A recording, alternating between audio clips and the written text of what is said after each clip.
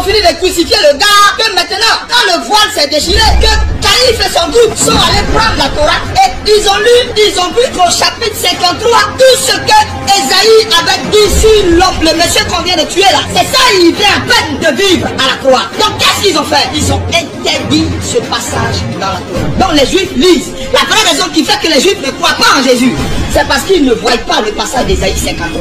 D'Esaïe 52, ça saute pour aller à Esaïe 54. Le 53, il y en a pas. Pourquoi ce passage les dérange tant? Le passage qui a cru à ce qui nous était annoncé. Ça veut dire, qui a cru aux prédictions qui annonçaient sa venue? Qui a cru au message et qui l'a décodé? Qui a reconnu le bras de l'Éternel? Ah donc, le bras de l'Éternel a marché parmi nous et on ne l'a pas su. Donc, quand ils analysent le texte, ça les dérange. Il va encore plus loin. Il s'est élevé devant lui comme une faible plante. Donc, il a poussé au milieu de ses frères. Sans que même se rende compte qu'il a germé au milieu d'eux. Eux, ils pensaient que le Messie allait descendre du ciel en cheval. Waouh! Vous l'avez dit, je suis le Messie. C'est moi. Je suis venu vous sauver. Vous me comprenez? Quelque chose qui s'est élevé, c'était quelque chose qui était déjà là. Quelque chose qui était déjà assis au milieu d'eux. On dit il s'est élevé comme un rejeton sorti d'une terre desséchée. Ça veut dire comme quelqu'un qui est né sur une terre désapprouvée, au milieu d'une nation carrément déconnectée, desséchée spirituellement. Ils étaient déconnectés de Dieu. Pourquoi? À cause de ce petit truc qui est là. À cause de cette page blanche. La page blanche que vous voyez, ça veut dire de Malachie. Ici, après Malachie chapitre 4 jusqu'à Matthieu, il y a eu 430 années de silence. La page que vous voyez là, c'est 430 années de silence. Il n'y a plus de prophètes en Israël. Il n'y a plus de prophétesses en Israël. Ils n'ont plus de vision. Ils n'ont plus de songe. Dieu n'a plus parlé à quelqu'un. Dieu s'est dû 430 années. Et du coup, quelqu'un s'élève comme ça au milieu d'eux. Et il dit, je suis le Messie. Vous comprenez maintenant? Donc, du coup, frère, il était ce rejeton sorti de la terre desséchée. C'est-à-dire de la terre qui n'avait plus entendu Dieu pendant 430 années. Ici, quelle est cette terre desséchée? Des vies spirituelles sont desséchées. Parce que déconnectées de Dieu à cause du péché. Donc, quand une vie est desséchée, c'est une vie qui est morte spirituellement. C'est une vie où il n'y a plus de relation Dieu et toi. Adam, il était sur la terre une vie desséchée parce que coupé de Dieu. Frère, Israël aussi était coupé de Dieu. Le monde était coupé de Dieu. C'est là que le rejeton est sorti. La Bible dit, il n'avait ni beauté, ni éclat pour attirer nos regards. Et son aspect n'avait rien pour nous plaire. Allez dire aux gens qui dessinent Jésus, un beau Jésus aux cheveux longs, un beau Jésus aux yeux bleus, un beau Jésus merveilleux dont on voit le cœur. Allez dire aux gens, arrêtez de blasphémer. Parce que les Écritures sont claires. Jésus n'était pas beau. Jésus n'était pas un beau gosse. On dit, il n'avait ni beauté, il n'avait ni éclat. Il n'y avait rien sur lui qui laissait entrevoir que c'était l'enfant d'une majesté incontournable, d'une majesté divine. Jésus était comme tout homme normal. Il avait les habits qui laissaient bien entrevoir de sa royauté. Il n'y avait rien sur lui qui montrait sa divinité. Bien, Jésus était un enfant normal qui a grandi dans le territoire de Nazareth de façon normale, comme tous les autres enfants de son âge. Jésus-Christ n'avait rien qui a attiré l'attention de ses contemporains. C'est pourquoi ils n'ont pas cru qu'il était le Messie. Il n'avait pas une face exceptionnelle. Jésus n'avait pas un palais autoritaire. Jésus n'avait pas un palais violent. Un homme doux, un homme qui est au milieu de tout le monde, on ne le voit même pas. Jésus n'était pas le genre d'homme qui passe et puis une femme va se retourner sur lui parce qu'on dit son aspect n'avait rien pour nous plaire. Cet homme si merveilleux, Jésus-Christ, va se retrouver abandonné de tous ceux pour qui et à qui il avait fait du bien. La Bible dit âme de douleur. Ça veut dire Jésus était habitué à la douleur. On dit homme de douleur et habitué à la souffrance. Ah, on n'a pas dit il a commencé à souffrir à Golgotha. Homme de douleur et habitué. Oh, honte aux hommes de Dieu qui ne sont pas habitués à souffrir. Oh, honte aux hommes de Dieu qui s'arrêtent en direct, qui disent envoyez les dîmes, envoyez les offrandes. Oh, honte aux hommes de Dieu.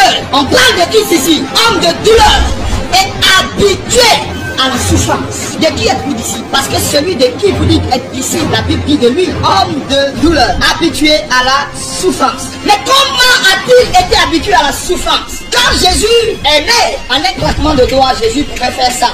Et puis la maison de Marie va être provisionnée de tout ce dont elle a besoin. Jésus pouvait faire ça. Il y aurait des lingots d'or partout. Jésus n'a jamais fait ça. Pour que Marie comprenne qu'elle était pareille avec les autres femmes. C'est juste une grâce qui lui a été faite de porter le Seigneur. Jésus n'a pas mis Marie au large plus que les autres. Marie n'a pas eu des conteneurs de paille plus que les autres. Or pourtant, le Seigneur de l'univers était né par ses attaques. Moi j'en connais plein. Je connais plein de gens qui ont l'onction, qui disent ben, comment moi je peux avoir l'onction? Et puis mon gaz va finir, ça va toucher le gaz. Gaz, rempli au nom de Jésus. Comment je peux avoir l'onction? Et puis frère, Jésus avait l'onction. Il était conteneur d'onction. Lui-même là, il est l'onction. Mais Jésus n'a rien fait. Quand on parle d'homme habitué à la souffrance, c'est pour dire également, lorsqu'il était allé jeûner dans le désert. Pourquoi est-il allé jeûner dans le désert? Déjà même jeûner, c'est déjà fatigant. Donc si tu veux bien jeûner, cherche un endroit propice, un endroit adéquat, un endroit où tu auras de l'eau, où tu auras de l'air frais. Mais on dit désert. Désert, ça veut dire, il n'y avait pas un endroit où Jésus là-bas pour se recueillir. Pourtant dans le désert, il pouvait faire un miracle et puis faire apparaître un oasis. Il n'a pas fait. Il est allé jeûner dans du sable, sur du sable chaud. C'est dans ce sable il a dormi son dos pour habituer son dos à la souffrance. Vous devez vous habituer à la souffrance. Un enfant de Dieu doit s'habituer à la souffrance. Si une enfant de Dieu ou un enfant de Dieu ne s'habitue pas à la souffrance, il sera une prostituée spirituelle. Elle sera une prostituée spirituelle. Tu vas voir qu'elle va toujours continuer d'aller coucher avec ses gars. Pourquoi? Parce qu'elle ne supporte pas juste 2 mois de loyer payé. Elle ne supporte pas juste mèche. Il n'y a pas de nouvelle mèche sur sa tête. Il n'y a pas de pommade. Elle ne supporte pas. Elle a entendu l'évangile où elle s'est dit, viens Jésus va changer ta vie.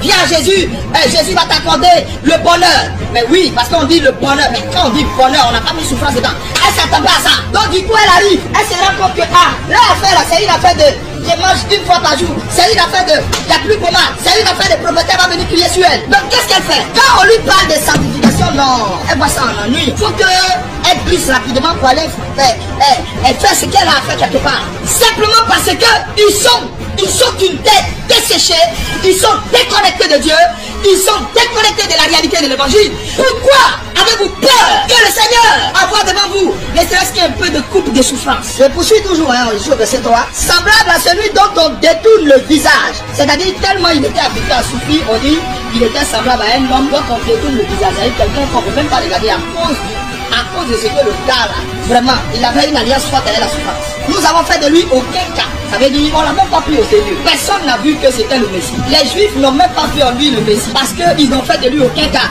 Puisqu'on l'a vu ici, quand tu es Messie et puis ta maman Marie et toi vous mangez une fois par jour. Donc du coup, ils l'ont dédaigné, ils n'ont fait de lui aucun cas. Et moi ce petit présenté, ton papa est charpentier ici. Cependant, ce sont nos souffrances qu'il a portées. C'est de nos douleurs qu'il s'est chargé. Et nous l'avons considéré comme puni, frappé. Et c'est par ces meurtrissures que nous sommes guéris. Verset 6, nous étions tous errants comme des brebis, chacun suivait sa propre voie. Et l'Éternel, voyez, l'Éternel a fait retomber sur lui l'iniquité de nous tous. Il a été maltraité, opprimé, et il n'a point ouvert la bouche. Semblable à un agneau qu'on mène à la boucherie, à une brebis muette devant ceux qui l'attendent, il n'a point ouvert la bouche. Il a été élevé par l'angoisse et le châtiment, et par ceux de sa génération qui a cru qu'il était retranché de la terre des vivants et frappé pour le péché de mon peuple. Voilà le passage qui dérange tant les Juifs. Parce que quand ils lisent ce passage, Jésus a respecté tout ça.